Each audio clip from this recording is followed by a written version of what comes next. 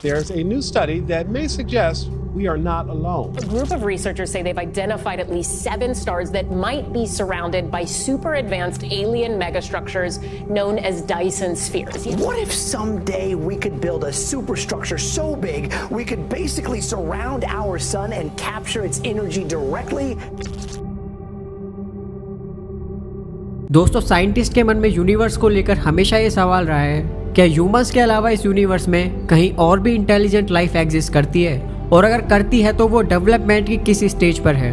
अगर वो हमसे ज़्यादा एडवांस है तो क्या स्पेस में उनकी टेक्नोलॉजी एंड मेगा स्ट्रक्चर से निकलने वाली radio emissions and techno signatures को हमारी प्रेजेंट टेक्नोलॉजी से डिटेक्ट किया जा सकता है? क्या उनकी टेक्नोलॉजी विज्ञान के उन्हीं सिद्धांतों का पालन करती है जिनका हमारी टेक्नोलॉजी करती है? और उस सिविलाइजेशन के जीव किस फॉर्म में है? क्या वो हमारी तरह कार्बन बेस्ड लाइफ फॉर्म है या वो किसी और फॉर्म में है जिनकी हम कल्पना भी नहीं कर सकते हैं? इन सभी फैसिनेटिंग क्वेश्चंस को लेकर साइंटिस्ट इसका उत्तर जानने के लिए दिन रात एक कर रहे हैं। साइंस अलर्ट की रिपोर्ट के अनुसार इसी ऑब्जेक्टिव को ध्यान में रखते हुए दुनिया के कुछ देशों के साइंटिस्ट की टीम ने एलियन सिविलाइजेशन को डिटेक्ट करने का तरीका डेवलप कर लिया है। और खास बात यह है कि इस टीम में भारत के साइंटिस्ट भी शामिल है। इस प्रोजेक्ट को साइंटिस्ट ने प्रोजेक्ट हेफेस्टोस नाम दिया है। इसका नेम ग्रीक गॉड हेफेस्टोस के नाम पर रखा गया है। इस प्रोजेक्ट के तहत साइंटिस्ट ने मिल्की वे गैलेक्सी के 50 करोड़ स्टार्स में से 7 स्टार्स को आइडेंटिफाई किया है। इन 7 स्टार्स के चारों ओर एलियन सिविलाइजेशन के मेगा स्ट्रक्चर के होने की आशंका जताई जा रही है। ये न्यूज इतनी फैल गई है कि वर्ल्ड मीडिया इसे एक्सटेंसिवली कवर कर रही है।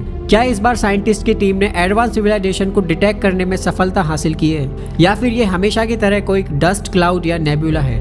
आइए दोस्तों समझते हैं साइंटिस्ट की इस फैसिनेटिंग रिपोर्ट को, और साथ में ये भी जानेंगे कि थियोरेटिकली ऐसे कितने टाइप्स के मेगा स्ट्रक्चर्स होना पॉसिबल है और इन्हें डिटेक्ट कैसे किया जाता है। यूनिवर्स में किसी भी सिविलाइजेशन के एडवांस होने का पता उसके energy consumption and energy generate करने से चलता है। ये किसी भी सिविलाइजेशन के डेवलपमेंट स्टेजेस को मेजर करने का सबसे सटीक तरीका है। इस मेथड को कार्डाशेव स्केल कहते हैं। इसे 1964 में रशियन साइंटिस्ट निकोलाई कार्डाशेव ने प्रपोज किया था।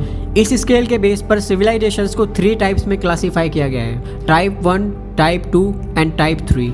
टाइप 1 सिविलाइजेशन बेसिकली अपने होम प्लेनेट की 100% एनर्जी को यूज करने और हार्नेस करने की कैपेबिलिटी रखती है। ये सिविलाइजेशन अपने प्लेनेट के अर्थक्वेक्स, वोल्केनोस एंड टोर्नेडोज को कंट्रोल कर सकती है और इनसे निकलने वाली एनर्जी को यूज कर सकती है। ह्यूमंस अभी टाइप 0.7 लेवल पर है। हमें टाइप 1 सिविलाइजेशन बनने के लिए करीब 200 साल का वक्त लगेगा, अगर हमारी energy growth rate 3% per year रहे तो।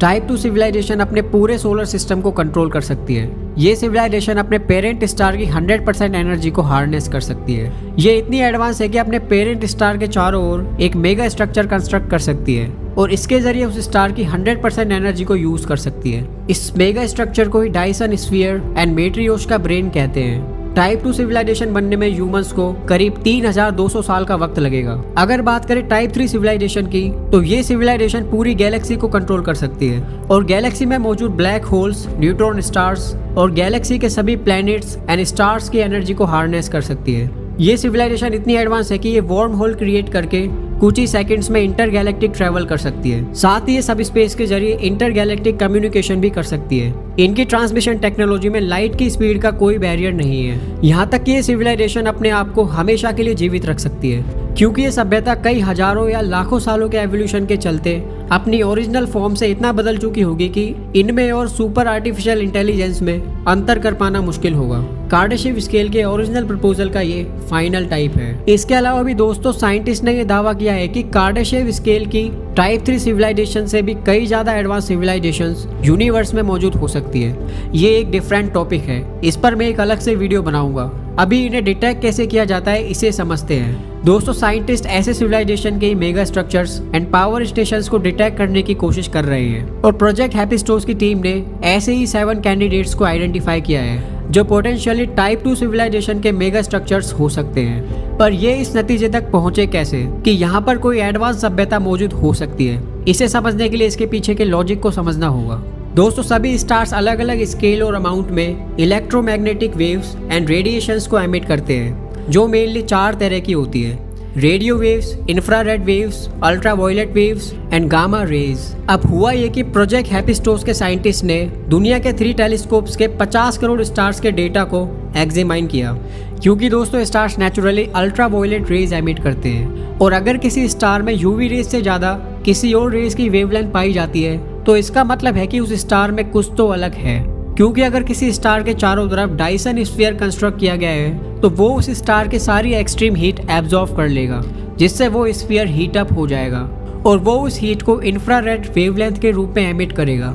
इसीलिए साइंटिस्ट इंफ्रारेड एक्सिस एमिशन की तलाश कर रहे हैं, और यही इंफ्रारेड रेज उन 50 करोड़ स्टार्स में से 7 स्टार्स की वेवलेंथ में रिसर्चर्स को मिली है। ये स्टार्स नॉर्मल स्टार से 60 गुना ज़्यादा इंफ्रारेड रेडिएशन एमिट कर रहे थे, जो नॉर्मल रेज से बहुत ज़्यादा है, और ऐसा होना 2 केसेस में ही पॉसिबल है। या तो ये रेडिएशन किसी नेचुरल ऑब्जेक्ट के द्वारा एमिट की जा रही है, जैसे नेब्यूला या बैकग्राउंड गैलेक्सीज, या फिर ये ऑब्जेक्ट अननोन है और अभी तक डिस्कवर ही नहीं किया गया है। और केस 2 है, इन स्टार्स के चारों ओर कोई एलियन मेगा स्ट्रक्चर मौजूद है जो इतनी हाई अमाउंट में इंफ्रारेड एक्सिस रेडिएशन एमिट कर रहा है। दोस्तों इन दोनों में से कौन सा केस ज़्यादा प्रैग्मेटिक एंड रियलिस्टिक है, इसके होने की पॉसिबिलिटी ज़्यादा है? गहराई से सोचकर कमेंट में मेंशन कीजिए। हालांकि ये क्लियर फर्दर स्टडीज करने पर ही हो पाएगा कि ये नेचुरल फिनोमेना है या आर्टिफिशियल।